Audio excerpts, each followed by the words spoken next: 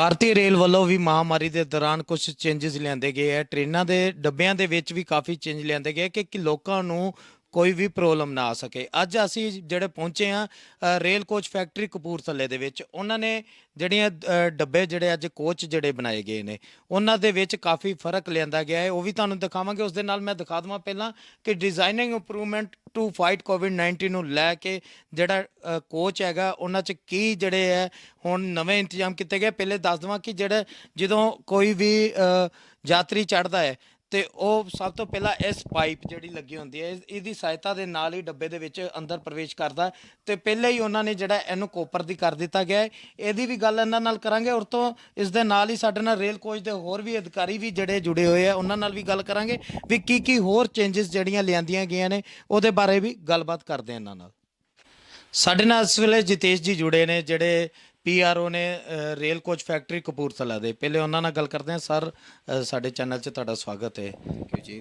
ਜੇ ਗੱਲ ਕਰੀਏ ਕੀ ਹੁਣ ਚੇਂਜਸ ਲਿਆਂਦੇ ਆ ਕੋਚ ਦੇ ਵਿੱਚ, ਕਹਿੰਦੇ ਨਵੇਂ ਕੋਚ ਜਿਹੜੇ ਬਣਾਏ ਗਏ ਇਸ ਮਹਾਮਾਰੀ ਨੂੰ ਧਿਆਨ 'ਚ ਰੱਖਦੇ ਹੋਏ ਕਾਫੀ ਜਿਹੜੇ ਬਦਲਾਵ ਕੀਤੇ ਗਏ ਨੇ।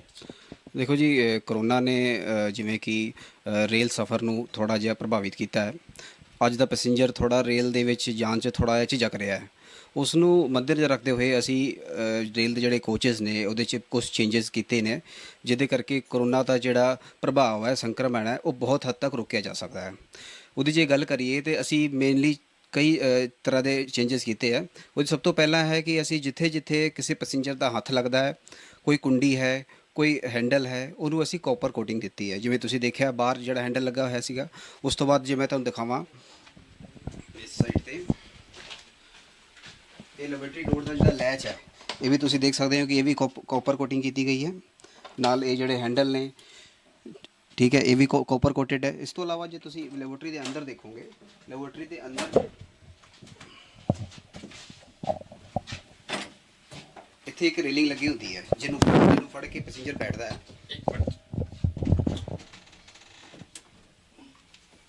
ਜਿਵੇਂ ਤੁਸੀਂ ਦੇਖ ਸਕਦੇ ਹੋ ਇਹ ਰੇਲਿੰਗ ਵੀ ਅਸੀਂ ਕਾਪਰ ਕੋਟਡ ਦੀ ਪੂਰੀ ਤਰ੍ਹਾਂ ਕਰਤੀ ਹੈ। ਅੰਦਰਲਾ ਲੈਚ ਵੀ ਕਾਪਰ ਕੋਟਡ ਦਾ ਹੈ, ਠੀਕ ਹੈ। ਇਸ ਤੋਂ ਇਲਾਵਾ ਹੋਰ ਕਈ ਚੀਜ਼ਾਂ ਹੈਗੀਆਂ ਜਿਵੇਂ ਕਿ ਤੁਸੀਂ ਇਹ ਦੇਖ ਸਕਦੇ ਹੋ, ਇਹ ਉਹ ਹੈ ਆਪਣਾ ਵਾਸ਼ ਬੇਸ਼ਨ ਹੈ। ਇਹ ਵਾਸ਼ ਬੇਸ਼ਨ ਵੀ ਹੁਣ ਪੂਰੀ ਤਰ੍ਹਾਂ ਫੁੱਟ ਆਪਰੇਟਡ ਹੈ। ਇਹ ਤੁਸੀਂ ਜਿਵੇਂ ਦੇਖੋਗੇ ਇੱਥੋਂ ਅਸੀਂ ਜੇ ਇਹਨੂੰ ਪ੍ਰੈਸ ਕਰੀਏ ਤਾਂ ਇਹਦੇ ਨਾਲ ਟੈਬ ਵੀ ਚੱਲਦਾ ਹੈ, ਅਤੇ ਇੱਥੋਂ ਪ੍ਰੈਸ ਕਰੀਏ ਤਾਂ ਇਹਦੇ ਨਾਲ ਸੋਪ ਡਿਸਪੈਂਸਰ ਵੀ ਚੱਲਦਾ ਹੈ, ਠੀਕ ਹੈ। ਇਸ ਤੋਂ ਇਲਾਵਾ ਤੁਸੀਂ ਇੱਧਰ ਦੇਖੋ, ਇਹ ਇੱਕ ਸਾਡਾ ਨਵਾਂ ਅਰੇਂਜਮੈਂਟ ਹੈ। ਇਹਦੇ ਨਾਲ ਪੈਸੇਂਜਰ ਨੂੰ ਇਹਦੀ ਜਿਹੜੀ ਹੈ ਕੁੰਡੀ ਫੜਨ ਦੀ ਲੋੜ ਨਹੀਂ ਹੈ। ਉਹ ਸਿਰਫ ਆਪਣੀ ਆਰਮ ਇਸ ਤਰ੍ਹਾਂ ਯੂਜ਼ ਕਰਕੇ ਆਪਣੀ ਐਲਬੋ ਦੇ ਨਾਲ ਇਹਨੂੰ ਜਿਹੜਾ ਖਿੱਚ ਕੇ ਦਰਵਾਜ਼ਾ ਖੋਲ੍ਹ ਸਕਦਾ ਹੈ। ਆ ਜਾਓ, ਬਾਹਰ ਆ ਜਾਓ। ਬਿਲਕੁਲ ਜਿਸ ਤਰ੍ਹਾਂ ਕਿ ਇਹਨਾਂ ਨੇ ਦੱਸਿਆ ਕਾਫੀ ਚੇਂਜਸ ਕੀਤੇ ਗਏ ਨੇ। ਤੁਸੀਂ ਦੇਖ ਸਕਦੇ ਜੇ ਤੁਸੀਂ ਟਾਇਲਟ 'ਚ ਆਉਂਦੇ ਹੋ ਤੇ ਪੁਸ਼ ਕਰਨ ਦੇ ਨਾਲ ਜਿਹੜਾ ਹੈ ਉਹ ਵੀ ਸਿਸਟਮ ਚੇਂਜ ਕਰ ਦਿੱਤਾ ਹੈ। ਪਹਿਲੇ ਦੂਸਰੀਆਂ ਟੂਟੀਆਂ ਲੱਗੀਆਂ ਹੁੰਦੀਆਂ ਸਨ, ਹੁਣ ਪੈਰ ਨਾਲ ਪੁਸ਼ ਕਰੋਗੇ ਤੇ ਪਾਣੀ ਨਿਕਲੇਗਾ। ਤੇ ਦੂਸਰਾ ਜਿਹੜਾ ਨਾਲ ਹੀ ਲਗਾਇਆ ਹੋਇਆ ਹੋਰ ਪੁਸ਼ ਕਰਨ ਦਾ, ਉਹ ਜਿਹੜਾ ਸੋਪ ਦਾ ਲਗਾਇਆ ਗਿਆ। ਇਸ ਦੇ ਨਾਲ ਹੀ ਅੰਦਰ ਵੀ ਜਿਹੜਾ ਹੈ ਕਾਫੀ ਚੇਂਜਸ ਜਿਹੜੇ ਕੋਪਰ ਦੀਆਂ ਪਾਈਪਾਂ ਲਗਾਈਆਂ ਗਈਆਂ ਨੇ ਜਾਂ ਹੋਰ। ਉਸ ਤੋਂ ਇਲਾਵਾ ਵੀ ਕਾਫੀ ਹੋਰ ਚੇਂਜਸ ਜਿਹੜੇ ਹੈ ਕੋਚ ਦੇ ਵਿੱਚ ਜਿਹੜੇ ਦੇਖਣ ਨੂੰ ਮਿਲ ਰਿਹਾ। ਉਹਦੇ ਬਾਰੇ ਵੀ ਇਹਨਾਂ ਦੇ ਨਾਲ PRO ਸਾਹਿਬ ਨਾਲ ਗੱਲ ਕਰਦੇ ਹਾਂ ਵੀ ਹੋਰ ਕੀ ਚੇਂਜਸ ਕੀਤੇ ਗਏ ਨੇ। ਸਰ ਹੋਰ ਕੀ ਚੇਂਜਸ ਜੇ ਗੱਲ ਕਰੀਏ ਕੀਤੇ ਗਏ ਨੇ? ਜੋ ਤੁਸੀਂ ਲੈਬੋਰੇਟਰੀ ਦੇ ਅੰਦਰ ਅਰੇਂਜਮੈਂਟ ਦੇਖਿਆ, ਸੇਮ ਅਰੇਂਜਮੈਂਟ ਅਸੀਂ ਇੱਥੇ ਬਾਹਰ ਵੀ ਪ੍ਰੋਵਾਈਡ ਕੀਤਾ ਹੋਇਆ ਹੈ। ਜਿਹੜਾ ਇੱਥੇ ਦਾ ਵਾਸ਼ ਬੇਸ਼ਨ ਹੈ ਇਹ ਵੀ ਪੂਰੀ ਤਰ੍ਹਾਂ ਫੁੱਟ ਆਪਰੇਟਡ ਹੈ, ਠੀਕ ਹੈ ਜੀ। ਇਸ ਵਾਸ਼ ਬੇਸ਼ਨ ਦੇ ਉੱਪਰ ਪਹਿਲਾਂ ਸੋਪ ਡਿਸਪੈਂਸਰ ਨਹੀਂ ਲੱਗਾ ਹੁੰਦਾ ਸੀਗਾ। ਹੁਣ ਅਸੀਂ ਕੋਵਿਡ ਨੂੰ ਦੇਖਦੇ ਹੋਏ ਇਹਦੇ ਨਾਲ ਸੋਪ ਡਿਸਪੈਂਸਰ ਵੀ ਪ੍ਰੋਵਾਈਡ ਕਰਨਾ ਸ਼ੁਰੂ ਕੀਤਾ ਹੈ, ਠੀਕ ਹੈ। ਇਹ ਕੁਝ ਫੀਚਰਸ ਨੇ। ਇਸ ਤੋਂ ਇਲਾਵਾ ਇਹ ਸਾਡਾ ਜਿਹੜਾ ਨੋਨ AC ਕੋਚ ਹੈ। ਨੋਨ AC ਕੋਚ ਦੇ ਵਿੱਚ ਹਵਾ ਜਿਹੜੀ ਉਹ ਖਿੜਕੀਆਂ ਤੋਂ ਵੀ ਆਉਂਦੀ ਹੈ, ਅਤੇ ਉਸ ਹਵਾ ਨੂੰ ਸ਼ੁੱਧ ਕਰਨ ਵਾਸਤੇ ਅਸੀਂ ਇਹਦੀ ਅੰਦਰਲੀ ਸਾਰੀ ਸਰਫੇਸ ਦੇ ਉੱਪਰ ਟਾਈਟੇਨੀਅਮ ਡਾਈਆਕਸਾਈਡ ਦੀ ਕੋਟਿੰਗ ਕਰਵਾਈ ਹੈ। ਉਹ ਕੋਟਿੰਗ ਦੇ ਨਾਲ ਕੀ ਹੁੰਦਾ ਹੈ ਕਿ ਕੋਈ ਵੀ ਵਾਇਰਸ, ਕੋਈ ਬੈਕਟੀਰੀਆ ਉਸ ਕੋਟਿੰਗ ਦੇ ਉੱਪਰ ਜਦੋਂ ਬੈਠਦਾ ਹੈ ਤਾਂ ਬਹੁਤ ਹੀ ਘੱਟ ਸਮੇਂ ਦੇ ਵਿੱਚ ਉਹ ਪੂਰੀ ਤਰ੍ਹਾਂ ਡਿਸਇੰਟੀਗ੍ਰੇਟ ਹੋ ਜਾਂਦਾ ਹੈ ਅਤੇ ਪੈਸੇਂਜਰ ਜਿਹੜਾ ਸੇਫ ਰਹਿੰਦਾ ਹੈ। ਬਿਲਕੁਲ ਆਪਾਂ ਦੇਖਾਂਗੇ ਅੰਦਰ ਜਾ ਕੇ ਵੀ ਜਿਹੜੇ ਇਹਨਾਂ ਨੇ ਕੋਟਿੰਗ ਦੀ ਗੱਲ ਕੀਤੀ ਹੈ। ਹਰ ਇੱਕ ਜਿਹੜਾ ਕੋਚ ਦੇ ਵਿੱਚ ਜਿਹੜੀ ਕੋਟਿੰਗ ਕੀਤੀ ਗਈ ਹੈ ਜਿਹਦੇ ਉੱਪਰ ਜਿਹੜਾ ਵਾਇਰਸ ਹੁੰਦਾ ਉਹਦੇ ਜਿਹੜੀ ਬੁਨਿਆਦ ਜਿਹੜੀ ਹੈ ਘਟ ਜਾਂਦੀ ਹੈ। ਤੁਸੀਂ ਦੇਖ ਸਕਦੇ ਹੋ ਪੂਰੇ ਜਿਹੜੇ ਇੰਤਜ਼ਾਮ ਕੀਤੇ ਜਾਂਦੇ। ਨਾਲ ਹੀ ਜਿਹੜੇ AC ਕੋਚ ਵੀ ਜਿਹੜੇ ਤਿਆਰ ਕੀਤੇ ਉਹਨਾਂ ਬਾਰੇ ਵੀ ਜਾਣਕਾਰੀ ਇਹਨਾਂ ਦੇ ਕੋਲ ਲਵਾਂਗੇ। ਤੇ ਇਸ ਦੇ ਨਾਲ ਹੀ ਫਿਰ PRO ਸਾਹਿਬ ਨਾਲ ਜੁੜਦੇ ਹਾਂ। ਸਰ ਜੇ ਗੱਲ ਕਰੀਏ ਕਿੰਨੇ ਕੋਚ ਜਿਹੜੇ ਹਜੇ ਤੱਕ ਬਣਾਏ ਗਏ ਨੇ? ਇਹ ਹੁਣ 2 AC ਕੋਚ ਅਤੇ 2 ਨੋਨ AC ਕੋਚ ਅਸੀਂ ਬਣਾ ਕੇ NWR ਨੂੰ ਭੇਜ ਰਹੇ ਹਾਂ, ਨਾਰਥ ਵੈਸਟਰਨ ਰੇਲਵੇ ਨੂੰ। ਇਹ ਕੋਚ ਜਦੋਂ ਟ੍ਰੇਨ 'ਚ ਲਗਾਏ ਜਾਣਗੇ ਉਸ ਤੋਂ ਬਾਅਦ ਪੈਸੇਂਜਰ ਦੀ ਜੋ ਫੀਡਬੈਕ ਆਏਗੀ ਉਸ ਫੀਡਬੈਕ ਦੇ ਹਿਸਾਬ ਨਾਲ ਜੇ ਕੁਝ ਚੇਂਜ ਕਰਨ ਦੀ ਲੋੜ ਹੈ ਜਾਂ ਕੁਝ ਹੋਰ ਮੋਡੀਫਿਕੇਸ਼ਨ ਦੀ ਲੋੜ ਹੈ, ਉਹਨੂੰ ਇੰਪਲੀਮੈਂਟ ਕਰਦੇ ਹੋਏ ਅਸੀਂ ਅੱਗੇ ਕੋਚ ਬਣਾਵਾਂਗੇ। ਤੇ ਜੇ ਗੱਲ ਕਰੀਏ ਆਪਾਂ ਜਿਸ ਤਰ੍ਹਾਂ ਤੁਸੀਂ ਇਹਦੇ ਵਿੱਚ ਬਾਹਰ ਦਿੱਤਾ ਵੀ ਹੋਇਆ ਹੈ ਹਾਂਜੀ, ਟਰੈਵਲ ਸੇਫਲੀ ਬੀਟ ਕੋਵਿਡ-19 ਨੂੰ, ਠੀਕ ਹੈ ਜੀ। ਇਸ ਤਰ੍ਹਾਂ ਦੇ ਡੱਬਿਆਂ ਦੇ ਅੰਦਰ ਵੀ ਲਗਾਏ ਗਏ ਆ ਲੋਕਾਂ ਨੂੰ ਜਿਹੜਾ ਇਹ ਤੁਸੀਂ ਦੇਖ ਸਕਦੇ ਹੋ, ਇਹ ਬਹੁਤ ਹੀ ਇੱਕ ਤਰ੍ਹਾਂ ਦਾ ਸੈਲਫ ਐਕਸਪਲੇਨੇਟਰੀ ਆਪਣਾ ਸਟicker ਹੈ, ਠੀਕ ਹੈ, ਜੋ ਕਿ ਆਪਣੇ ਆਪ ਦੇ ਵਿੱਚ ਹੀ ਸਾਰਾ ਕੁਝ ਦੱਸਦਾ ਹੈ। ਚਾਹੇ ਉਹ ਬੰਦਾ ਕੋਈ ਪੜ੍ਹਿਆ ਲਿਖਿਆ ਹੈ ਜਾਂ ਕੋਈ ਅਨਪੜ੍ਹ ਹੈ, ਉਹ ਕੋਈ ਵੀ ਇਸ ਚੀਜ਼ ਨੂੰ ਬੜੀ ਆਸਾਨੀ ਨਾਲ ਸਮਝ ਸਕਦਾ ਹੈ। ਜਿਵੇਂ ਤੁਸੀਂ ਦੇਖ ਸਕਦੇ ਹੋ ਉੱਥੇ ਸਾਹਮਣੇ ਸ਼ੀਸ਼ੇ ਦੇ ਉੱਪਰ ਵੀ ਲੱਗਾ ਹੈ, ਜੇ ਕੋਈ ਬੰਦਾ ਖੜਾ ਹੋਗਾ ਸ਼ੀਸ਼ਾ ਦੇਖੇਗਾ ਉਸ ਵੇਲੇ ਵੀ ਉਹਨੂੰ ਯਾਦ ਆਏਗਾ। ਖਿੜਕੀਆਂ ਤੇ ਵੀ ਲੱਗੇ ਨੇ, ਦਰਵਾਜ਼ਿਆਂ ਤੇ ਵੀ ਲੱਗੇ ਨੇ, ਤੇ ਤੁਸੀਂ ਜਦੋਂ ਸਾਡਾ ਲੈਬੋਰੇਟਰੀ ਦੇਖੋਗੇ, ਬਾਥਰੂਮ ਦੇ ਦਰਵਾਜ਼ੇ ਦੇ ਉੱਪਰ ਵੀ ਸੇਮ ਸਟicker ਲੱਗਾ ਹੈ ਜਿਹੜਾ ਕਿ ਸਟੀਲ ਦਾ ਹੈ। ਤੇ ਜੇ ਗੱਲ ਕਰੀਏ ਨੋਨ ਏਸੀ ਜਾਂ ਏਸੀ ਦੇ ਵਿੱਚ ਕੀ ਫਰਕ ਰੱਖੇ ਹੋਏ ਤੁਸੀਂ? ਬੇਸਿਕਲੀ ਜਿਹੜੇ ਕੋਵਿਡ ਦੇ ਫੀਚਰ ਨੇ ਉਹ ਨੋਨ ਏਸੀ ਤੇ ਏਸੀ ਵਾਲੇ ਬਾਕੀ ਸਾਰੇ ਕਾਮਨ ਨੇ। ਇੱਕੋ ਹੀ ਫਰਕ ਹੈ, ਜਿਹੜੀ ਟਾਈਟੇਨੀਅਮ ਡਾਈਆਕਸਾਈਡ ਦੀ ਕੋਟਿੰਗ ਹੈ ਉਹ ਸਿਰਫ ਨੋਨ ਏਸੀ ਕੋਚ ਦੇ ਵਿੱਚ ਹੈ। ਉਹਦੇ ਅਗੇਂਸਟ ਜਿਹੜਾ ਏਸੀ ਕੋਚ ਦੇ ਵਿੱਚ ਅਸੀਂ ਪਲਾਜ਼ਮਾ 에ਅਰ ਪਿਊਰੀਫਾਇਰ ਲਗਾਇਆ ਹੈ। ਉਹ ਬੇਸਿਕਲੀ ਇੱਕ ਆਇਓਨਾਈਜ਼ਰ ਹੈ ਜੋ ਕਿ ਹਰੇਕ ਕੇਬਿਨ ਦੇ ਉੱਪਰ ਇੱਕ ਇੱਕ ਲੱਗਾ ਹੋਇਆ। ਉਹ ਕੀ ਕਰਦਾ ਹੈ, 에ਅਰ ਦੇ ਵਿੱਚ ਆਇਨਸ ਦੀ ਜਿਹੜੀ ਪੋਪੂਲੇਸ਼ਨ ਨੇ ਉਹਨੂੰ ਵਧਾ ਦਿੰਦਾ ਹੈ। ਉਹਦੇ ਕਰਕੇ 에ਅਰ ਜਿਹੜੀ ਉਹ ਪਿਊਰੀਫਾਈ ਹੋ ਜਾਂਦੀ ਹੈ ਤੇ ਕੋਈ ਵੀ ਕਿਸੇ ਤਰ੍ਹਾਂ ਦਾ ਬੈਕਟੀਰੀਆ ਜਾਂ ਵਾਇਰਸ ਹੈ ਉਹ ਉੱਥੇ ਹੀ ਖਤਮ ਹੋ ਜਾਂਦਾ ਹੈ। ਤੇ ਜਿਹੜਾ ਪਲਾਜ਼ਮਾ 에ਅਰ ਦਾ ਜਿਹੜੀ ਗੱਲ ਕੀਤੀ ਜਾ ਰਹੀ ਹੈ ਤੇ ਉਹ ਸਿਰਫ ਏਸੀ ਕੋਚ ਹੀ ਹੈ? ਹਾਂ, ਉਹ ਸਿਰਫ ਏਸੀ ਕੋਚ ਦੇ ਵਿੱਚ ਹੈ। ਤੇ ਦਿਖਾਓਗੇ ਸਾਡੇ ਦਰਸ਼ਕਾਂ ਨੂੰ? ਹਾਂ, ਉਹ ਐਕਚੁਅਲੀ ਉਹ ਯੂਨਿਟ ਜਿਹੜਾ ਉਹ ਅੰਦਰ ਲੱਗਾ ਹੈ, ਉਹ ਇਸ ਵੇਲੇ ਤੁਸੀਂ ਦੇਖ ਨਹੀਂ ਪਾਓਗੇ, ਬਟ ਉਹਦੇ ਬਾਰੇ ਡਿਟੇਲ ਸਾਡੇ ਇਹਦੇ ਵਿੱਚ ਮੈਨੂਅਲ ਦੇ ਵਿੱਚ ਦਿੱਤੀ ਹੋਈ ਹੈ, ਉਸ ਤੋਂ ਤੁਸੀਂ ਡਿਟੇਲ ਲੈ ਸਕਦੇ ਹੋ।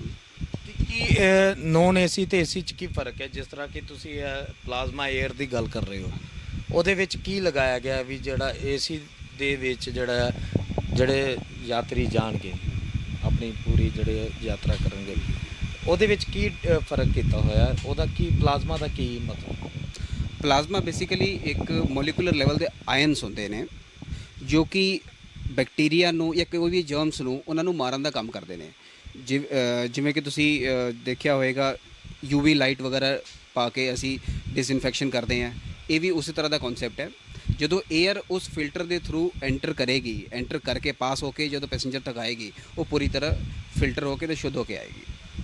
ਇਸ ਦੇ ਨਾਲ ਜੇ ਗੱਲ ਕਰੀਏ ਆਪਾਂ ਤੇ ਨੋਨ ਏਸੀ ਦੇ ਵਿੱਚ ਇਸ ਤਰ੍ਹਾਂ ਦੇ ਹੋਰ ਵੀ ਕੁਝ ਲਗਾਇਆ ਗਿਆ ਕਿ ਜਿਸ ਤਰ੍ਹਾਂ ਜਿਹੜੇ ਯਾਤਰੀ ਹੋਣਗੇ, ਪੈਸੇਂਜਰ ਹੋਣਗੇ, ਉਹਨਾਂ ਦੀ ਸੁਵਿਧਾ ਦੇ ਲਈ? ਨੋਨ ਏਸੀ ਕੋਚਿਸ ਦੇ ਵਿੱਚ ਸਭ ਤੋਂ ਵੱਡਾ ਫੀਚਰ ਤਾਂ ਉਹੀ ਜਿਹੜਾ ਟਾਈਟੇਨੀਅਮ ਡਾਈਆਕਸਾਈਡ ਦੀ ਕੋਟਿੰਗ ਹੈ। ਬਿਕੋਜ਼ ਪੈਸੇਂਜਰ ਕਿਤੇ ਵੀ ਬੈਠਦਾ ਹੈ, ਸੀਟ ਤੇ ਬੈਠਦਾ ਹੈ, ਹੈਂਡਲ ਨੂੰ ਫੜਦਾ ਹੈ, ਤੇ ਉਹ ਕੋਈ ਵੀ ਬੈਕਟੀਰੀਆ ਵਾਇਰਸ ਜੇ ਉੱਥੇ ਆ ਜਾਂਦਾ ਹੈ ਤੇ ਉਸੇ ਟਾਈਮ ਜਿਹੜਾ ਉਹ ਡਿਸਇੰਟੀਗ੍ਰੇਟ ਹੋ ਜਾਏਗਾ। ਏਸੀ ਨਾਲੋਂ ਨੋਨ ਏਸੀ ਦੇ ਵਿੱਚ ਲੋਕ ਜ਼ਿਆਦਾ ਸਫ਼ਰ ਕਰਦੇ ਨੇ ਰਹਿੰਦੇ। ਆਪਾਂ ਜੇ ਗੱਲ ਕਰੀਏ ਚਾਹੇ ਪੂਰੇ ਹਿੰਦੁਸਤਾਨ ਦੀ, ਤੇ ਉਹਦੇ ਲਈ ਜ਼ਿਆਦਾ ਤੁਹਾਨੂੰ ਧਿਆਨ ਦੇਣ ਦੀ ਜ਼ਰੂਰਤ ਹੈ। ਬਿਲਕੁਲ। ਕੀ ਉਹਦੇ 'ਚ ਜ਼ਿਆਦਾ ਕੁਝ ਕੀਤਾ ਹੋਇਆ ਕਿ ਇਹ ਏਸੀ ਦੇ ਵਿੱਚ ਜ਼ਿਆਦਾ ਮਹਾਮਾਰੀ ਨੂੰ ਦੇਖਦੇ ਹੋਏ ਇੰਤਜ਼ਾਮ ਇਹੀ ਸਾਰੇ ਇੰਤਜ਼ਾਮ ਕੀਤੇ ਨੇ ਅਸੀਂ ਬਾਥਰੂਮ ਦੇ ਵਿੱਚ ਜਿਹੜੇ ਫੀਚਰਸ ਦਿੱਤੇ ਹੈ। ਦੇਖੋ, ਮੇਨਲੀ ਹੈ ਵਾਇਰਸ ਜਿਹੜਾ ਉਹ ਜ਼ਿਆਦਾ ਪ੍ਰੋਨ ਹੈ ਉੱਥੇ ਜਿੱਥੇ ਪਾਣੀ ਦਾ ਕੰਮ ਜ਼ਿਆਦਾ ਹੈ।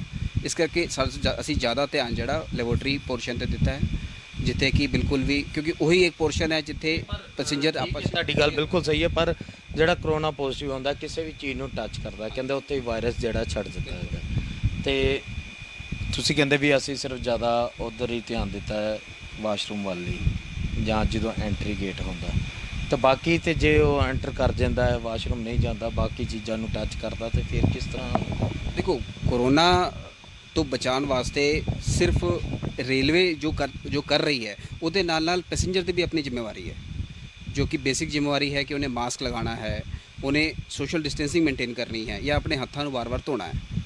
ਠੀਕ ਹੈ, ਜੇ ਪੈਸੇਂਜਰ ਆਪਣੀ ਡਿਊਟੀ ਪੂਰੀ ਤਰ੍ਹਾਂ ਕਰੇਗਾ ਤੇ ਨਾਲ ਜੋ ਅਸੀਂ ਫੀਚਰਸ ਦਿੱਤੇ ਹੋਏ ਆ ਕੋਚ ਦੇ ਵਿੱਚ, ਉਹਦੇ ਨਾਲ ਸਾਨੂੰ ਇਹ ਲੱਗਦਾ ਹੈ ਕਿ ਕਰੋਨਾ ਜਿਹੜਾ ਕਾਫੀ ਹੱਦ ਤੱਕ ਉਹਦਾ ਸੰਕਰਮਣ ਜਿਹੜਾ ਬਚਾਇਆ ਜਾ ਸਕਦਾ ਹੈ। ਜੇ ਗੱਲ ਕਰੀਏ ਸਿਰਫ 4 ਕੋਚ ਹੀ ਹਜੇ ਤੱਕ ਬਣਾਏ ਗਏ ਨੇ ਜੀ। ਹਾਲੇ ਤੱਕ ਅਸੀਂ 4 ਕੋਚ ਇਸੇ ਕਰਕੇ ਟ੍ਰਾਇਲ ਵਾਸਤੇ ਬਣਾਏ ਆ, ਤਾਂ ਕਿ ਇਹ ਜਦੋਂ ਰਨਿੰਗ 'ਚ ਜਾਣਗੇ ਤੇ ਜੋ ਫੀਚਰਸ ਹੀ ਪ੍ਰੋਵਾਈਡ ਕੀਤੇ ਹੈ, ਉਹਨਾਂ ਫੀਚਰਸ ਦੇ ਕੀ ਫਾਇਦੇ ਹੁੰਦੇ ਜਾਂ ਕੁਝ ਲਿਮਿਟੇਸ਼ਨਸ ਹੈ, ਉਹਦੇ ਨਾਲ ਸਾਨੂੰ ਪਤਾ ਲੱਗੇਗਾ ਕਿ ਅਸੀਂ ਹੋਰ ਕੀ ਵਾਧਾ ਕਰ ਸਕਦੇ ਹਾਂ, ਮੋਡੀਫਿਕੇਸ਼ਨ ਕੁਝ ਕਰ ਸਕਦੇ ਹਾਂ। ਉਹਦੇ ਬੇਸ 'ਤੇ ਫਿਰ ਅਸੀਂ ਰੈਗੂਲਰ ਕੋਚ ਬਣਾਵਾਂਗੇ। ਅਗਲੇ ਜਿੰਨੇ ਵੀ ਕੋਚ ਬਣਨਗੇ ਉਹਦੇ ਵਿੱਚ ਇਹ ਫੀਚਰ ਪਾ ਕੇ ਭੇਜਾਂਗੇ। ਹੋਰ ਕੀ ਕਹਿਣਾ ਚਾਹੁੰਦੇ ਹੋ ਜਿਹੜੇ ਰੇਲ ਦੀ ਯਾਤਰਾ ਕਰਦੇ ਆ, ਉਹਨਾਂ ਨੂੰ ਕੀ ਮੈਸੇਜ ਦੇਣਾ ਚਾਹੁੰਦੀ ਹੈ ਰੇਲ ਕੋਚ? ਦੇਖੋ, ਯਾਤਰੀਆਂ ਵਾਸਤੇ ਰੇਲ ਹਮੇਸ਼ਾ ਹੀ, ਚਾਹੇ ਉਹ ਕੋਚ ਦੇ ਵਿੱਚ ਹੈ, ਚਾਹੇ ਉਹ ਸਟੇਸ਼ਨ ਦੇ ਉੱਪਰ ਹੈ, ਹਰ ਤਰ੍ਹਾਂ ਦੀ ਸੁਵਿਧਾ ਰੇਲਵੇ ਪ੍ਰਦਾਨ ਕਰ ਰਹੀ ਹੈ ਅੱਜ ਦੇ ਟਾਈਮ ਦੇ ਵਿੱਚ। ਸਟੇਸ਼ਨ ਤੇ ਵੀ ਹਰ ਤਰ੍ਹਾਂ ਦੀ ਸੇਫਟੀ ਰੱਖੀ ਜਾ ਰਹੀ ਹੈ, ਚਾਹੇ ਉਹ ਪੈਸੇਂਜਰ ਵਾਸਤੇ ਹੈ। ਇਹਨੂੰ ਰੱਖਦੇ ਹੋਏ ਰੇਲ ਆਪਣੀ ਪੂਰੀ ਕੋਸ਼ਿਸ਼ ਕਰ ਰਿਹਾ ਕਿ ਪੈਸੇਂਜਰ ਨੂੰ ਕਿਸੇ ਤਰ੍ਹਾਂ ਦੇ ਵੀ ਕੋਈ ਵੀ ਡਿਸਕੰਫਰਟ ਨਾ ਹੋਵੇ। ਇਸ ਤਰ੍ਹਾਂ ਦੇ ਬਾਕੀ ਜਿਹੜੇ ਕੋਚ ਕਿੰਨੀ ਦੇਰ ਤੱਕ ਜਿਹੜੇ ਸ਼ੁਰੂ ਹੋ ਜਾਣਗੇ? ਜੇ ਆਪਾਂ ਗੱਲ ਕਰੀਏ ਤਕਰੀਬਨ ਸਾਰੇ ਟ੍ਰੇਨਾਂ ਨੂੰ ਕਿਸ ਤਰ੍ਹਾਂ ਤੱਕ ਤੁਸੀਂ ਇਹ ਸਾਰਾ ਕੁਝ ਕਰ ਦੋਗੇ? ਇਹ ਐਸਾ ਹੈ ਕਿ ਜਦੋਂ ਇਹ ਕੋਚ ਚੱਲਣਗੇ ਉਸ ਤੋਂ ਬਾਅਦ ਜੋ ਫੀਡਬੈਕ ਆਏਗੀ ਉਹਦੇ ਬੇਸ ਤੇ ਸਾਨੂੰ ਰੇਲ ਮੰਤਰਾਲਾ ਜਿੱਦਾਂ ਆਰਡਰ ਕਰੇਗਾ ਉਹਦੇ ਹਿਸਾਬ ਨਾਲ ਅਸੀਂ ਕੋਚ ਹੋਰ ਬਣਾਵਾਂਗੇ। ਬਹੁਤ ਬਹੁਤ ਸ਼ੁਕਰੀਆ ਜੀ ਤੁਹਾਡਾ ਸਾਡੇ ਦਰਸ਼ਕਾਂ ਨੂੰ ਜਾਣਕਾਰੀ ਦੇਣ ਦਾ। ਮੈਂ ਇੱਕ ਵਾਰੀ ਫਿਰ ਤੁਹਾਨੂੰ ਦੱਸ ਦਵਾਂ ਕਿ ਰੇਲ ਕੋਚ ਫੈਕਟਰੀ ਵੱਲੋਂ ਮਹਾਮਾਰੀ ਦੇ ਦੌਰਾਨ ਕੁਝ ਚੇਂਜਸ ਕੀਤੇ ਗਏ ਨੇ ਕੋਚ ਦੇ ਵਿੱਚ। ਮੈਂ ਉਹ ਚੇਂਜਸ ਵੀ ਦਿਖਾ ਦਿੰਦਾ, ਜਿਸ ਤਰ੍ਹਾਂ ਕਿ ਇਹ ਪਾਈਪ ਲੱਗੀਆਂ ਸਨ, ਇਹ ਪਾਈਪ ਜਿਹੜੀਆਂ ਪਹਿਲੇ ਲੋਹੇ ਦੀਆਂ ਸਨ ਤਾਂ ਉਸ ਨੂੰ ਵੀ ਚੇਂਜ ਕੀਤਾ ਗਿਆ। ਉਸ ਦੇ ਨਾਲ ਹੀ ਹੋਰ ਵੀ ਕਾਫੀ ਜਿਹੜੇ ਚੇਂਜਸ ਲਿਆਂਦੇ ਗਏ ਆ, ਜਿਸ ਤਰ੍ਹਾਂ ਕਿ PRO ਸਾਹਿਬ ਨੇ ਵੀ ਦੱਸਿਆ। ਉਸ ਦੇ ਨਾਲ ਹੀ ਮੈਂ ਇੱਕ ਵਾਰੀ ਫਿਰ ਤੁਹਾਨੂੰ ਦੱਸ ਦਿੰਦਾ ਕਿ ਜਦੋਂ ਐਂਟਰੀ ਕਰਦੇ ਕੋਚ ਦੇ ਵਿੱਚ ਉੱਥੇ ਕੋਪਰ ਦੀ ਜਿਹੜੀ ਰਾਡ ਲਗਾਈ ਗਈ ਹੈ। ਔਰ ਤੋਂ ਜੋ ਸ਼ੌਚਾਲਿਆ ਦੀ ਗੱਲ ਕਰੀਏ, ਉਹਨੂੰ ਵੀ ਜਿਹੜਾ ਪਹਿਲੇ ਹੱਥ ਨਾਲ ਜਿਹੜੀ ਟੂਟੀ ਖੋਲ੍ਹਣੀ ਪੈਂਦੀ ਸੀ, ਉਹਨੂੰ ਵੀ ਫੁੱਟ ਨਾਲ ਜਿਹੜਾ ਪੈਰ ਨਾਲ ਕਰ ਦਿੱਤਾ। ਤੁਸੀਂ ਦੇਖ ਸਕਦੇ ਹੋ ਵੀ ਪਾਣੀ ਆ ਰਿਹਾ। ਸੋਪ ਦਾ ਵੀ ਜਿਹੜਾ ਇੰਤਜ਼ਾਮ ਨਹੀਂ ਸੀ ਹੈਗਾ, ਉਹ ਵੀ ਕੀਤਾ ਗਿਆ। ਉਸ ਦੇ ਨਾਲ ਕੋਪਰ ਦੇ ਜਿਹੜੇ ਹੈਂਡਲ ਜਿਹੜੇ ਲਗਾ ਦਿੱਤੇ ਗਏ ਨੇ ਕਿ ਜਿਹੜਾ ਕੋਪਰ ਦੇ ਉੱਪਰ ਵਾਇਰਸ ਦੀ ਬੁਨਿਆਦ ਜਿਹੜੀ ਹੈ ਕੱਟ ਜਾਂਦੀ ਹੈ। ਇਸ ਨੂੰ ਦੇਖਦੇ ਹੋਏ ਕੋਪਰ ਦੇ ਹੈਂਡਲ ਲਗਾਏ ਗਏ ਨੇ। ਹੋਰ ਜਿਹੜੀ ਕੋਟਿੰਗ ਦੀ ਜਿਹੜੀ ਗੱਲ ਕੀਤੀ ਜਾ ਰਹੀ ਹੈ, ਕੋਟਿੰਗ ਵੀ ਚਾਹੇ ਉਹ AC ਹੋਵੇ ਚਾਹੇ ਨੋਨ AC ਹੋਵੇ, ਉਹਨਾਂ ਦੇ ਵਿੱਚ ਕੋਟਿੰਗ ਵੀ ਕੀਤੀ ਗਈ ਹੈ। ਉਸ ਦੇ ਨਾਲ ਹੀ ਜਿਹੜੇ ਹੈ ਏਅਰ ਕੰਡੀਸ਼ਨ ਹੈਗੇ ਆ, ਉਹਨਾਂ ਦੇ ਵਿੱਚ ਫਿਲਟਰ ਵਗੈਰਾ ਵੀ ਜਿਹੜੇ ਲਾਏ ਆ, ਪਲਾਜ਼ਮਾ ਏਅਰ ਫਿਲਟਰ ਜਿਹੜੇ ਲਗਾਏ ਗਏ ਨੇ, ਜਿਸ ਨਾਲ ਜਿਹੜੇ ਯਾਤਰੀਆਂ ਦੀ ਸੁਵਿਧਾ ਦਾ ਪੂਰਾ ਧਿਆਨ ਜਿਹੜਾ ਹੈ ਰੇਲ ਕੋਚ ਫੈਕਟਰੀ ਨੇ ਰੱਖਦੇ ਹੋਏ 4 ਕੋਚ ਜਿਹੜੇ ਅੱਜ ਬਣਾਏ ਗਏ ਨੇ, ਜਿਹੜੇ ਅੱਜ ਇੱਥੋਂ ਚੱਲਣਗੇ। ਔਰ ਤੋਂ ਬਾਅਦ ਉਹਨਾਂ ਦਾ ਫੀਡਬੈਕ ਲੈ ਕੇ ਤੇ ਬਾਕੀ ਕੋਚਾਂ ਨੂੰ ਵੀ ਉਸੇ ਤਰ੍ਹਾਂ ਜਿਹੜਾ ਤਿਆਰ ਕੀਤਾ ਜਾਵੇਗਾ। ਕੈਮਰਾਮੈਨ ਪ੍ਰਦੀਪ ਸ਼ਰਮਾ ਦੇ ਨਾਲ Vinod Sabharwal, living India news, Jalandhar.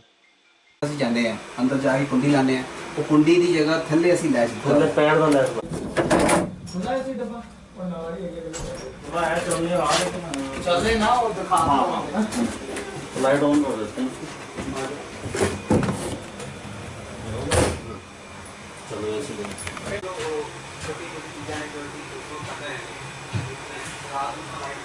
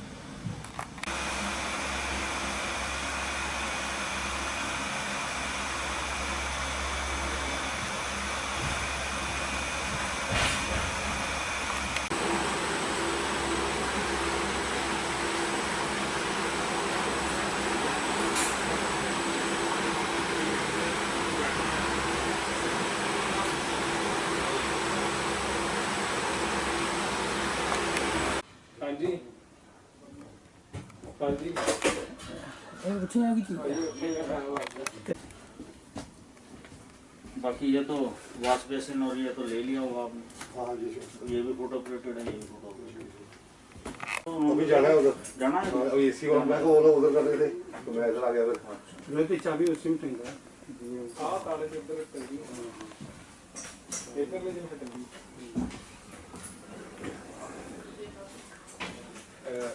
आपको थोड़ी जानकारी दूंगा मैं।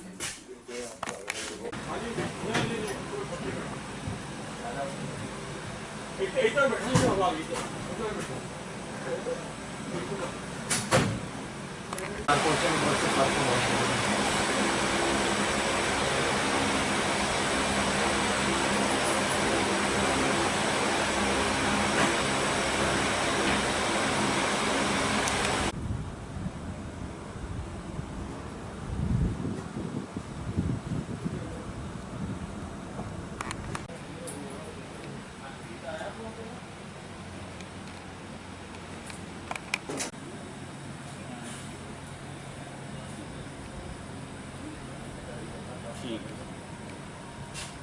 तो हमारी तरफ से टीसी रहेगा। ਏਸੀ ਕੋਚ ਦੇ ਵਿੱਚ ਪਹੁੰਚੇ ਆ ਤੇ ਪੀਆਰਓ ਸਾਹਿਬ ਵੀ ਸਾਡੇ ਨਾਲ ਹੈ, ਉਹਨਾਂ ਨਾਲ ਗੱਲਬਾਤ ਕਰਦੇ ਆ। ਸਰ ਜੇ ਗੱਲ ਕਰੀਏ ਜਿਹੜੇ ਫਿਲਟਰ ਦੀ ਗੱਲ ਕੀਤੀ ਜਾਂਦੀ ਸੀ ਉਹਦੇ ਬਾਰੇ ਵੀ ਸਾਡੇ ਦਰਸ਼ਕਾਂ ਨੂੰ ਜਾਣਕਾਰੀ ਦਿਓ, ਉਸ ਦੇ ਨਾਲ ਕੀ ਏਸੀ ਕੋਚ 'ਚ ਹੋਰ ਕੀ ਡਿਫਰੈਂਟ ਜਿਹੜਾ ਕੀ ਏਸੀ ਕੋਚ ਦੇ ਵਿੱਚ ਮੇਨਲੀ ਤਾਂ ਫੀਚਰ ਉਹੀ ਹੈ ਜੋ ਤੁਸੀਂ ਉੱਪਰ ਜੇ ਦੇਖੋਗੇ, ਇਹ ਏਸੀ ਦੀ ਵੈਂਟ ਹੈ। ਇੱਥੋਂ ਜਿਹੜੀ ਏਸੀ ਦੀ ਹਵਾ ਪੈਸੇਂਜਰ ਤੱਕ ਆਉਂਦੀ ਹੈ। ਇਹਦੇ ਵਿੱਚ ਹਰੇਕ ਕੇਬਿਨ ਦੇ ਵਿੱਚ, ਟੋਟਲ ਦੇ ਵਿੱਚ 8 ਕੇਬਿਨ ਹੈ, 9 ਕੇਬਿਨ ਹੈ। 9 ਕੇਬਿਨ ਦੇ ਹਰੇਕ ਕੇਬਿਨ ਦੇ ਵਿੱਚ ਅੰਦਰ ਅਸੀਂ ਆਇਓਨਾਈਜ਼ਰ ਲਗਾਇਆ ਹੈ। ਹਵਾ ਜਿਹੜੀ ਆਇਓਨਾਈਜ਼ਰ ਦੇ ਥਰੂ ਹੋ ਕੇ ਹੀ ਪੈਸੇਂਜਰ ਕੋਲ ਆਏਗੀ ਤੇ ਜਿਹਦੇ ਕਰਕੇ ਉਹਦੇ ਵਿੱਚ ਹਵਾ ਦੇ ਵਿੱਚ ਆਇਨਸ ਜ਼ਿਆਦਾ ਵੱਧ ਜਾਂਦੇ ਆ ਤੇ ਉਹ ਕੀ ਕਰਦੇ ਨੇ, ਬੈਕਟੀਰੀਆ ਨੂੰ ਨਿਊਟਰਲਾਈਜ਼ ਕਰਦੇ ਆ ਜਾਂ ਫਿਰ ਵਾਇਰਸ ਜਿਹੜੇ ਆ ਉਹਨਾਂ ਨੂੰ ਡਿਸਇੰਟੀਗ੍ਰੇਟ ਈਜ਼ੀਲੀ ਕਰਦੇ ਨੇ। ਬਹੁਤ ਘੱਟ ਸਮੇਂ ਦੇ ਵਿੱਚ ਹਵਾ ਦੇ ਵਿੱਚੋਂ ਵਾਇਰਸ ਜਿਹੜਾ ਉਹ ਖਤਮ ਹੋ ਜਾਂਦਾ ਹੈ। ਤੇ ਨੋਨ ਏਸੀ ਤੇ ਏਸੀ ਦੇ ਵਿੱਚ ਜਿਹੜੀ ਕੋਟਿੰਗ ਦਾ ਤੁਸੀਂ ਫਰਕ ਦੱਸ ਰਹੇ ਸੀ, ਤੇ ਏਸੀ ਵਾਲੇ ਨੂੰ ਕਿਹੜੀ ਕੋਟਿੰਗ ਕੀਤੀ ਗਈ ਹੈ? ਐਕਚੁਅਲੀ ਕਿਆ ਹੈ ਕਿ ਏਸੀ ਦੇ ਵਿੱਚ ਅਸੀਂ ਆਲਰੇਡੀ 에ਅਰ ਪਲਾਜ਼ਮਾ ਪਿਊਰੀਫਾਇਰ ਲਗਾ ਰਹੇ ਹਾਂ। ਇਸ ਕਰਕੇ ਇਹਦੇ ਵਿੱਚ ਟਾਈਟੇਨੀਅਮ ਡਾਈਆਕਸਾਈਡ ਦੀ ਕੋਟਿੰਗ ਨਹੀਂ ਕੀਤੀ ਗਈ ਹੈ।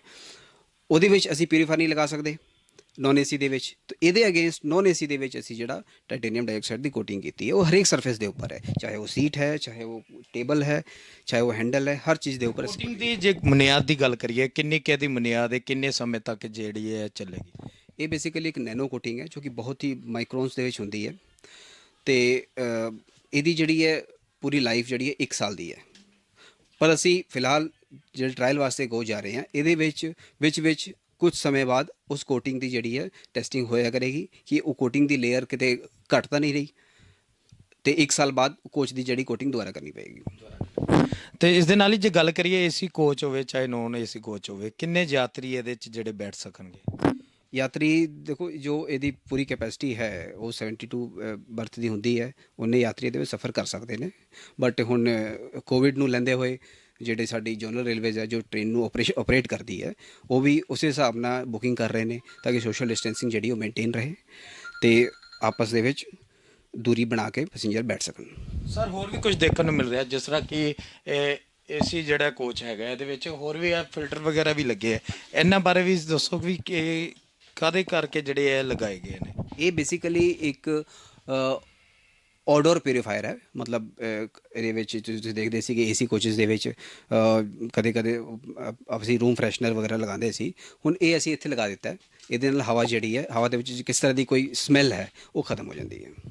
ਇਸ ਦੇ ਨਾਲ ਗੱਲ ਕਰੀਏ, ਜਿਸ ਤਰ੍ਹਾਂ ਤੁਸੀਂ ਸਮਾਨ ਲਗਾਇਆ ਹੈ, ਚਾਹੇ ਇਹ ਹਵਾ ਨੂੰ ਫਰੈਸ਼ ਕਰਨ ਲਈ ਹੈ, ਚਾਹੇ ਕੁਝ ਹੋਰ ਕਰਨ ਲਈ, ਦੇਖਣ ਜਾਂਦਾ ਕਈ ਵਾਰੀ ਜਿਹੜਾ ਰੇਲਵੇ ਵੱਲੋਂ ਸਮਾਨ ਤਾਂ ਲਗਾਇਆ ਜਾਂਦਾ ਪਰ ਉਹ ਕੁਝ ਸਮੇਂ ਬਾਅਦ ਉਹ ਤੋਂ ਗੈਪ ਹੋ ਜਾਂਦਾ, ਜਾਂ ਕਹਿ ਦਈਏ ਆਪਾਂ ਚੋਰੀ ਵੀ ਹੋ ਜਾਂਦਾ ਜਾਂ ਹੋਰ ਵੀ ਹੁੰਦਾ। ਉਸ ਨੂੰ ਵੇਖਦੇ ਹੋਏ ਨਾਲ ਹੋਰ ਕੀ ਕੀਤਾ ਜਾਵੇ?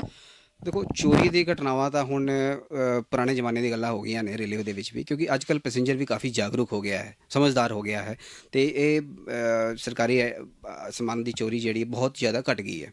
ਬਟ ਫਿਰ ਵੀ ਉਸ ਨੂੰ ਮੱਦੇਨਜ਼ਰ ਰੱਖਦੇ ਹੋਏ ਅਸੀਂ ਜਿੱਥੇ ਵੀ ਕੋਈ ਐਸੀ ਆਈਟਮ ਹੈ ਜੋ ਪੈਸੇਂਜਰ ਦੇ ਘਰ ਦੇ ਵਿੱਚ ਯੂਜ ਹੋ ਸਕਦੀ ਹੈ, ਉਹਨੂੰ ਉਹਦੇ ਵਿੱਚ ਜੋ ਵੀ ਕਿਸ ਤਰ੍ਹਾਂ ਦਾ ਸਕਰੂ ਲੱਗਾ ਹੈ ਜਾਂ ਨਟ ਲੱਗਾ ਹੈ ਉਹ ਇਸ ਤਰ੍ਹਾਂ ਦਾ ਹੈ ਕਿ ਉਹਨੂੰ ਈਜ਼ੀਲੀ ਨਹੀਂ ਖੋਲ੍ਹ ਪਾਏਗਾ।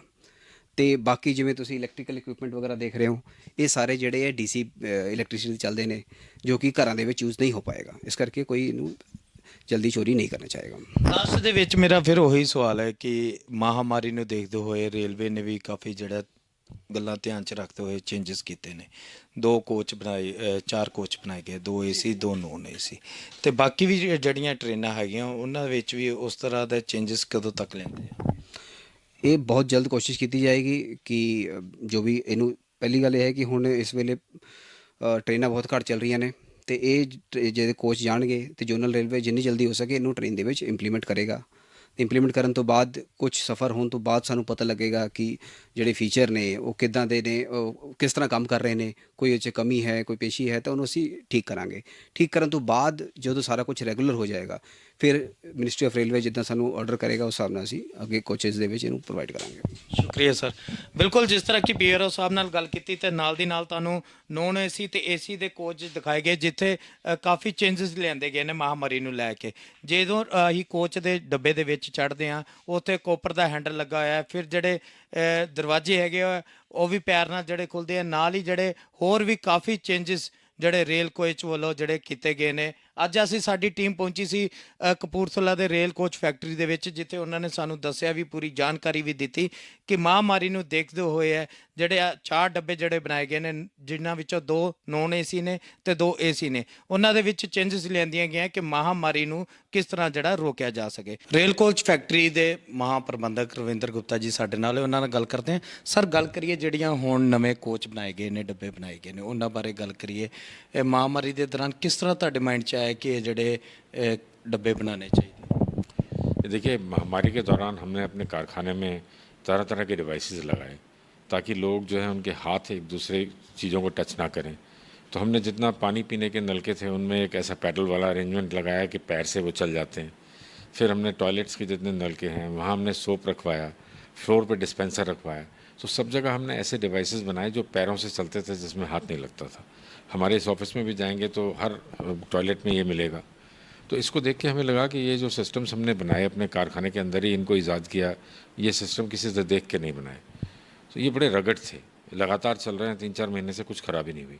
फिर हमें लगा क्यों ना कि हम कोच में भी ये लगा के उनको कन्वर्ट कर दें।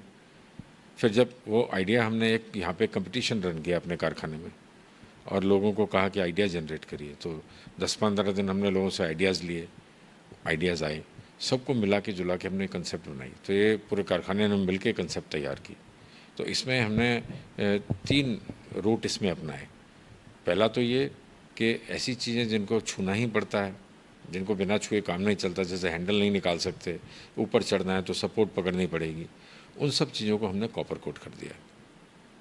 या कई ऐसी चिटकनियाँ जिनको खोलना ही है, हाथ लगेगा ही, बिना हाथ लगे नहीं हो सकता, उनको हमने कॉपर कोट किया है। कॉपर कोट से क्या फ़ायदा होगा इस? देखिए, कॉपर जो है वो एक ऐसा मेटल है जो अपने कांटेक्ट में आने वाले जितने कीटाणु होते हैं उनको मार देता है। थोड़ी समय उस पर जिंदा नहीं रह सकता।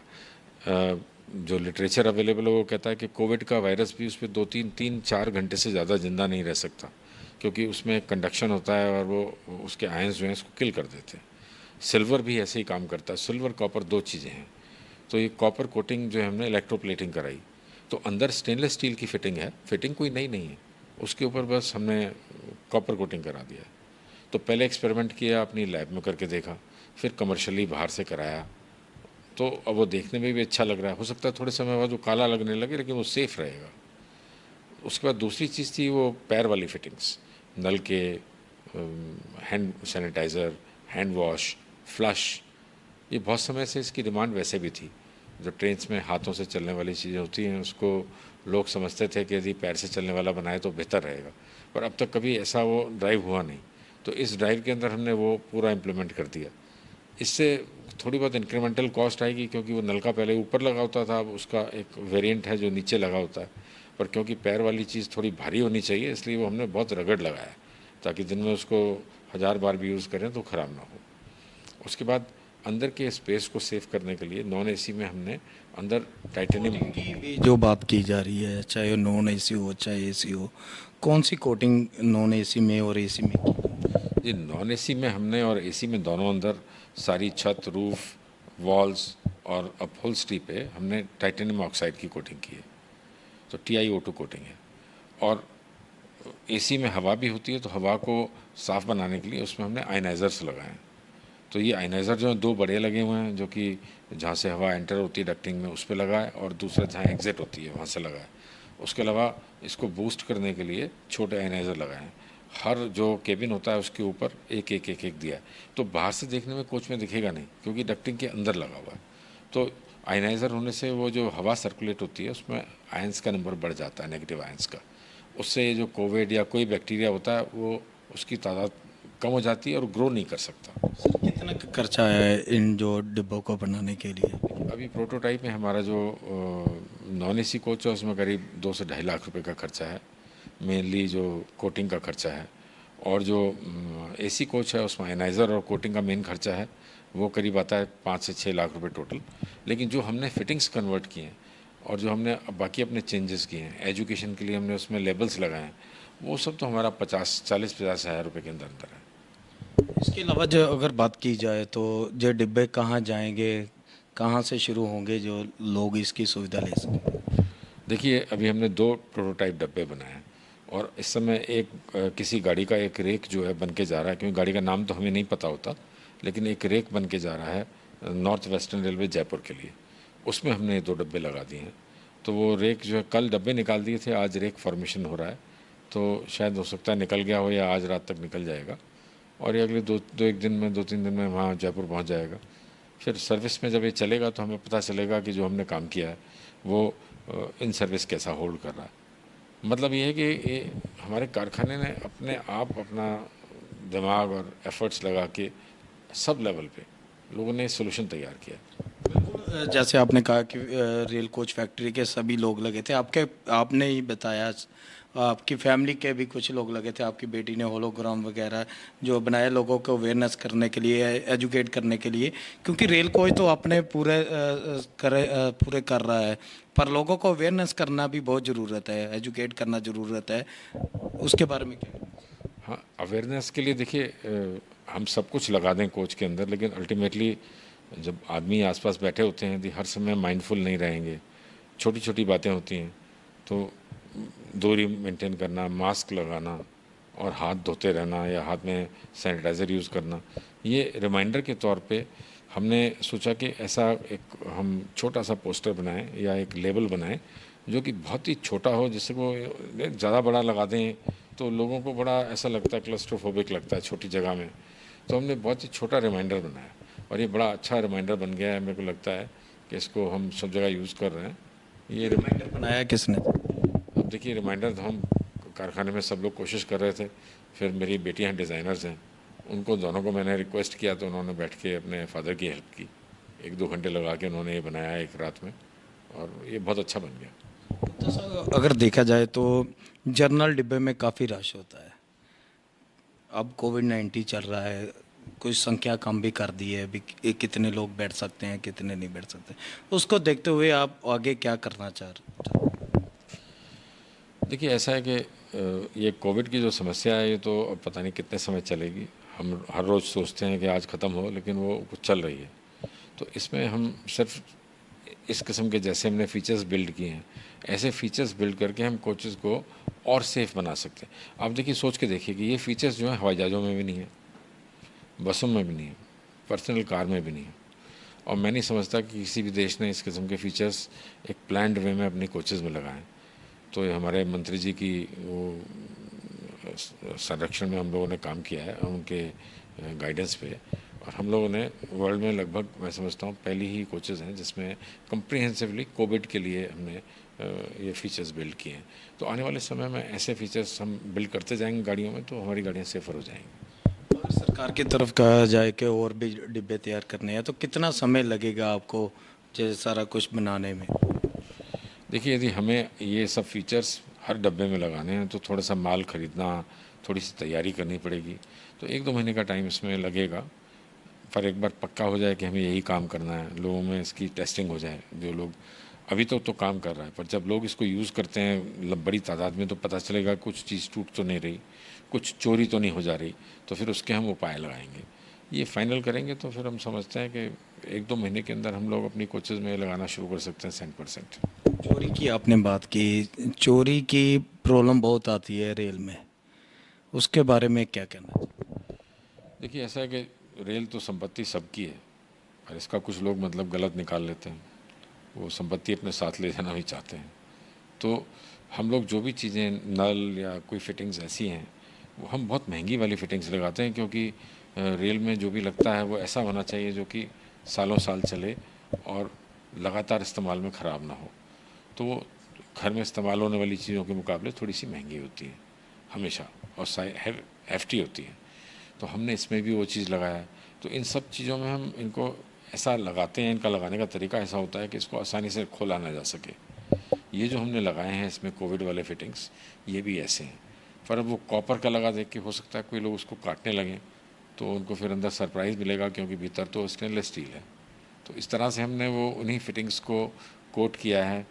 तो मैं समझता हूँ चल जाएगा। जो अभी तक हमारा एंटी पिल्फरेज स्कीम्स हैं वो वैसी की वैसी हैं, तो ये भी चल जाएगा, पर देखना ज़रूरी है कुछ समय। ਬਿਲਕੁਲ ਜਿਸ ਤਰ੍ਹਾਂ ਕਿ ਰੇਲ ਕੋਚ ਫੈਕਟਰੀ ਦੇ ਮਹਾਪ੍ਰਬੰਧਕ ਜਿਹੜੇ ਰਵਿੰਦਰ ਗੁਪਤਾ ਜੀ ਉਹਨਾਂ ਦੇ ਨਾਲ ਅਸੀਂ ਗੱਲਬਾਤ ਕੀਤੀ ਤੇ ਜਿਸ ਤਰ੍ਹਾਂ ਕਿ ਉਹਨਾਂ ਨੇ ਦੱਸਿਆ ਕਿ ਜਿਹੜੇ ਨਵੇਂ ਡੱਬੇ ਜਿਹੜੇ ਬਣਾਏ ਗਏ ਆ ਮਹਾਮਾਰੀ ਨੂੰ ਦੇਖਦੇ ਹੋਏ ਕਾਫੀ ਚੇਂਜਸ ਵੀ ਜਿਹੜੇ ਉਹਨਾਂ ਦੇ ਵਿੱਚ ਲਿਆਂਦੇ ਗਏ ਨੇ। ਉਸ ਦੇ ਨਾਲ ਹੀ ਲੋਕਾਂ ਨੂੰ ਅਪੀਲ ਕਰਦੇ ਆਂਦੇ ਆ ਕਿ ਜਿਹੜੇ ਰੇਲ ਦੀ ਸੇਵਾਵਾਂ ਲੈਂਦੇ ਨੇ ਯਾਤਰਾ ਕਰਦੇ ਨੇ ਉਹਨਾਂ ਨੂੰ ਵੀ ਜਿਹੜਾ ਆਪਣਾ ਖੁਦ ਖਿਆਲ ਰੱਖਣਾ ਚਾਹੀਦਾ, ਜਿਸ ਤਰ੍ਹਾਂ ਕਿ ਹੈਂਡ ਸੈਨੀਟਾਈਜ਼ ਕਰਨਾ ਚਾਹੀਦਾ ਹੈ, ਮਾਸਕ ਪਾ ਕੇ ਰੱਖਣਾ ਚਾਹੀਦਾ ਤੇ ਸੋਸ਼ਲ ਡਿਸਟੈਂਸ ਦਾ ਵੀ ਪੂਰਾ ਜਿਹੜਾ ਖਿਆਲ ਰੱਖਣਾ ਚਾਹੀਦਾ ਹੈ। ਕੈਮਰਾਮੈਨ ਪ੍ਰਦੀਪ ਸ਼ਰਮਾ ਦੇ ਨਾਲ Vinod Sabharwal, living India news, Punjab.